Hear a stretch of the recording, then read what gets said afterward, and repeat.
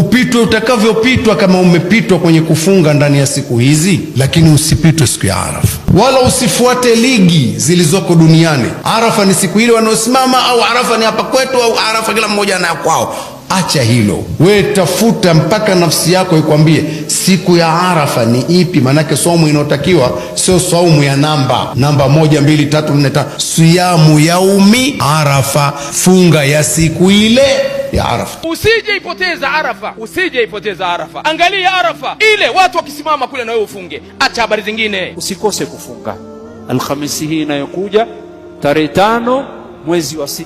Imepokewa pia kwa Abu Qatada kwamba Mtume sallallahu alaihi wa sallam katika alioulizwa mengi, na akaulizwa kuhusu suila an siyami yaumi Arafa, akaulizwa kuhusu funga ya siku ya Arafa, akasema Mtume sallallahu alaihi wa sallam, inni ahtasibu ala Allahi an yukaffira sanata allati ba'dahu was-sanata allati qablahu. Mtume akasema kwa saumu hii ya Arafa nataraji kwa Allah afute kwa saumu hii madhambi ya mwaka uliopita na madhambi ya mwaka ujao, madhambi ya mwaka kabla yake na madhambi ya mwaka baada yake. Hii siku ya Arafa Mwenyezi Mungu anawaacha wengi sana katika hii siku minanari na wayadunu ila samai dunia, na Allah anakuja mpaka kwenye mbingu ya kwanza, wayubahi bihi almalaikata bilhujaj, na anajifahiri kwa malaika kuhusu mahujaji wake walioko katika viwanja vya Arafa.